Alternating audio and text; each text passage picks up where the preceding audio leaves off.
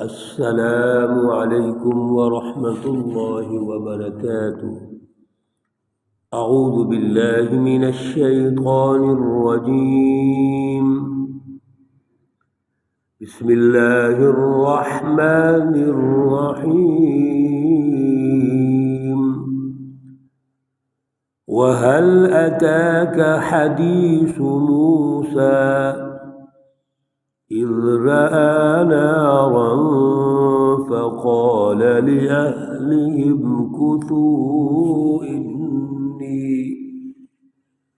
إني آنست نارا لعلي آتيكم منها بقبس أو أجد على النار هدى. صدق الله العلي العظيم. اللهم صل على سيدنا ومولانا محمد النبي الأمي وعلى آله وأصحابه وبارك وسلم وصل عليه. معزز سامعین و سامعات، سورۃ طٰہٰ پارہ نمبر 16 کا مطالعہ ہو رہا ہے۔ آیات مقدسہ نمبر 9 تا 13 ہے۔ اللہ رب العزت ان آیات مقدسہ کا فہم، شعور، اعلیٰ نظریہ عطا فرمائے اور عمل کی توفیق اور صلاحیت عطا فرمائے۔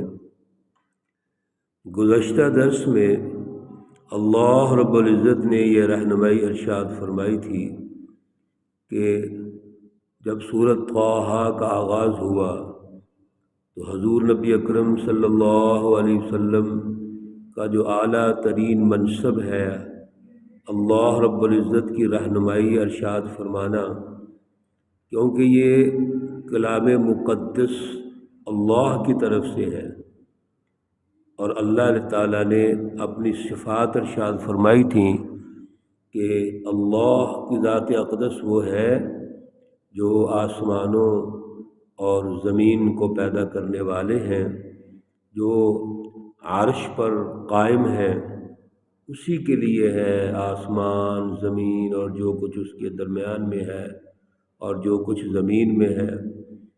اس لیے اللہ رب العزت کی صفات کے ساتھ ہم نے یہ بات سمجھی تھی کہ اللہ کی توحید کو سمجھنا، اس کا شعور حاصل کرنا اور پھر اس کی رٹ قائم کرنا، اصل میں یہ رسول اللہ صلی اللہ علیہ وسلم کا منصب ہے۔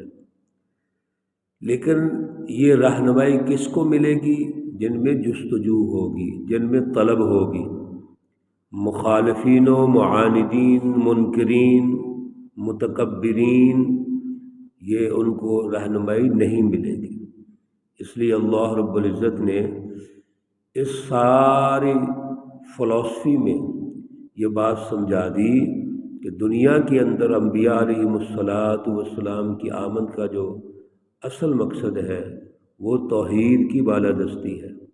نظریہ توحید، فلسفہ توحید کو سوسائٹی میں غالب کرنا ہے۔ سب سے پہلے علمی انداز میں، فکری انداز میں وہ توحید انسانوں کو سمجھائی جائے گی، سوسائٹی اور معاشرے میں پیش کی جائے گی، اور اگر اس کے مقابلے میں کوئی ایسی طاقتیں موجود ہیں جو ظالم ہیں، جو اپنے نظریوں کو غالب رکھنا چاہتے ہیں، جن میں انفرادیت ہے، مفاد پرستی ہے، لالچ ہے، خود غرضی ہے، ظلم کا نظام ہے، تو پھر وہاں مقابلہ ہوگا، اور مقابلے کی صورت میں اللہ کی توحید کو غالب کرنا ہوگا۔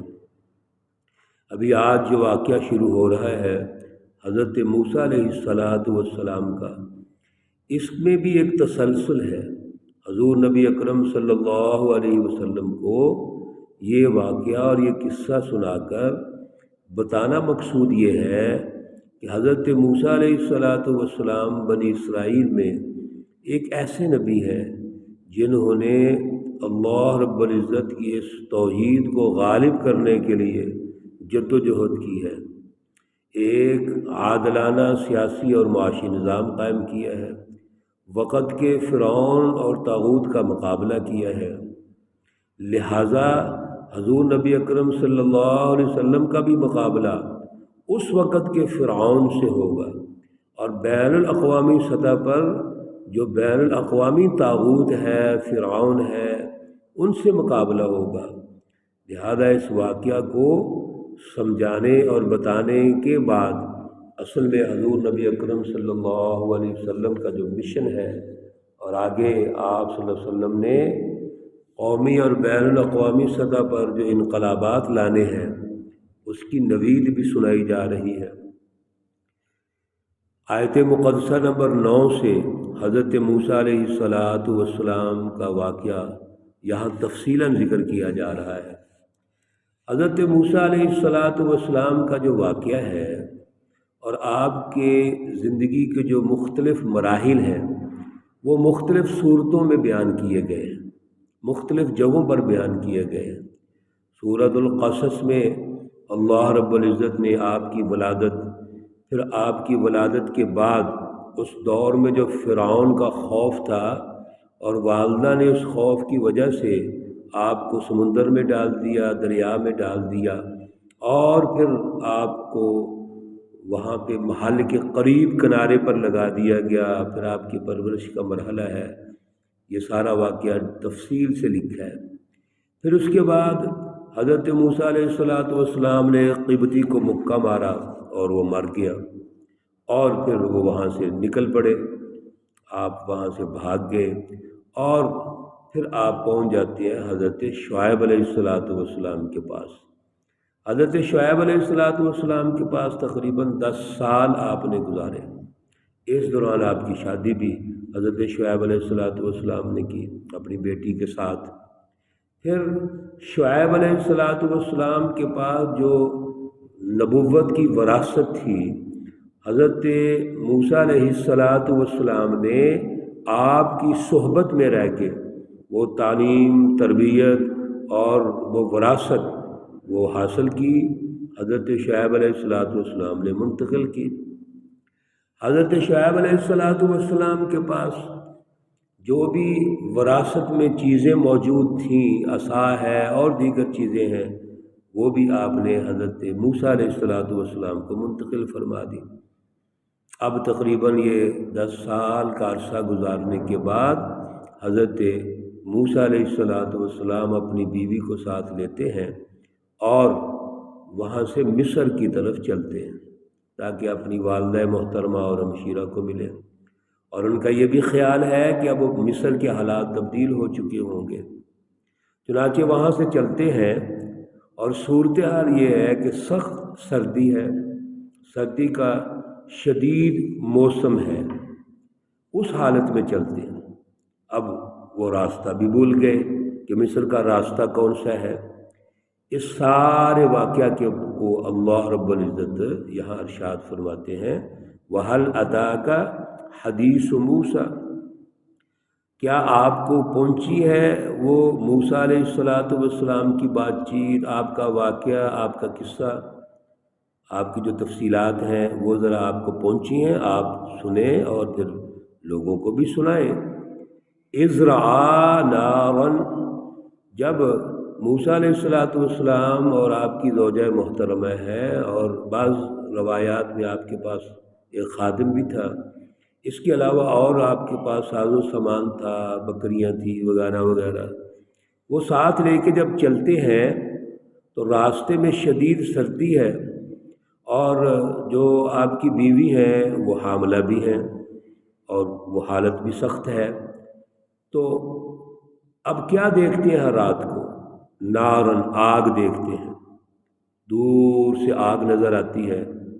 فقال لأهلهم امكثوا، آپ نے اپنے گھر والوں سے کہا آپ یہاں ٹھہرو، انی آنست نارا، میں وہ آگ دیکھ رہا ہوں، لعلی آتیکم منها بقبس، شاید وہاں سے مجھے آپ کے لیے کوئی انگارہ مل جائے، کوئی میں اس کو سلجھا سکوں، اور سلگا کر ہم اپنا رات کی جو سردی ہے، شدت ہے، اس کا کوئی بندوبست کر سکے۔ اس وقت جو طریقہ کار تھا آگ حاصل کرنے کا، وہ چقماق پتھر کے ساتھ اس طرح رگڑتے تھے، اس طرح آگ نکلتی تھی۔ چنانچہ حضرت موسیٰ علیہ السلام وہ اس آگ کے حصول کے لیے وہاں جاتے ہیں، اور یہ بھی فرماتے ہیں او آجدو علی النار ہدا، یا تو میں وہاں سے آگ پالوں گا یا اور ہمیں رہنمائی مل جائے گی، کیوں ہم راستہ بھٹکے ہوئے ہیں۔ فلما اتاها نودی یا موسیٰ، حضرت موسیٰ علیہ السلام جب اس جگہ پہ پہنچتے ہیں جہاں آپ کو آگ محسوس ہو رہی ہے، اور آپ وہاں پہ آگ کو حاصل کرنے کی کوشش کرتے ہیں تو وہ دور ہو جاتی ہے، پھر آپ گھبرا کے پیچھے آتے ہیں تو وہ قریب آ جاتی ہے۔ تو اصل میں تو وہ بظاہر جو آگ نظر آ رہی ہے وہ تو اللہ رب العزت کی تجلی ہے، تجلی الہی ہے۔ چنانچہ اس سارے ماحول کے بعد نودیا یا موسیٰ، آواز آئی اے موسیٰ، اے موسیٰ، آپ جس آگ کو تلاش کر رہے ہو، جس وادی میں آپ موجود ہو، اس وقت یہ آگ نہیں ہے۔ اس وقت اللہ رب العزت نے جب آواز دی تو وہ آواز اس طرح کی تھی، ہر طرف سے آ رہی تھی، چاروں طرف سے۔ کیوں؟ اللہ رب العزت تو چاروں طرف موجود ہیں، وہ اوپر بھی ہیں اور ہر سمت پہ موجود ہیں۔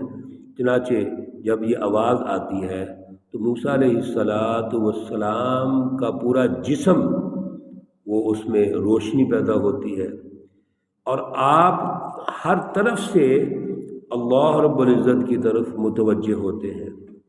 اللہ رب العزت فرماتے ہیں انی انا ربک، بے شک میں آپ کا رب ہوں، فاخلع نعلیک، آپ اپنے جوتے اتار دیجیے۔ یہ جو جگہ ہے انک بالوادی المقدس طویٰ، یہ جو طویٰ میدان ہے یہ پاک جگہ ہے، اس لیے سب سے پہلے تو یہ کیجئے اپنے جوتے اتار دیجئے، کیونکہ آپ کے جوتوں کے ساتھ گندگی لگی ہے، آپ بکریاں چراتے ہیں اور اسی طرح باہر زمین پہ چلتے ہیں تو مختلف گندگیاں لگ سکتی ہیں، اور یہ پاک جگہ ہے اور اللہ رب العزت کے دربار میں آپ پیش ہو رہے ہیں، لہذا اپنے جوتے اتار دیجئے۔ یہاں سے ہمیں یہ تربیت ہو گئی کہ کسی بھی پاک جگہ پہ جانا ہے تو جوتے پہن کے نہیں جانا، جیسے ہم مسجد میں نہیں پہنتے، یا اسی طرح اور جو جگہ ہیں وہاں پہ پاک جگہوں پر ہم جوتا وغیرہ اتار دیتے ہیں۔ تو جو بھی پاک جگہ ہے اس کا تقاضا یہ ہے کہ وہاں پہ ہم جوتا اتار کے جائیں۔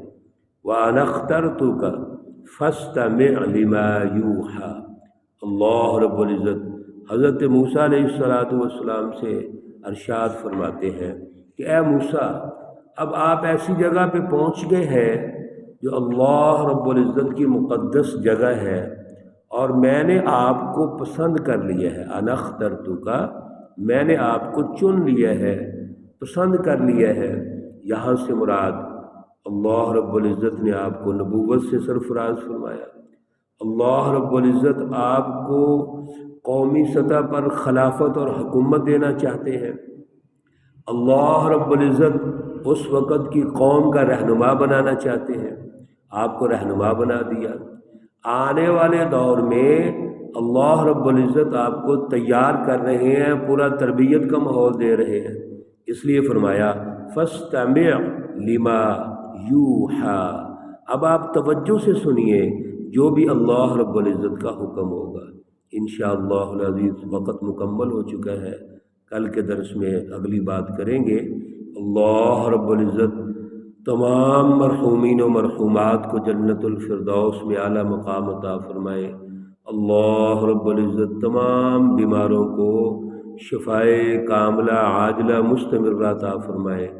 ربنا تقبل منا انك انت السميع العليم وتب علينا انك انت التواب الرحيم، وصلى الله تعالى على النبي الأمي محمد وعلى آله وأصحابه أجمعين برحمتك يا أرحم الراحمين। السلام عليكم ورحمة الله وبركاته।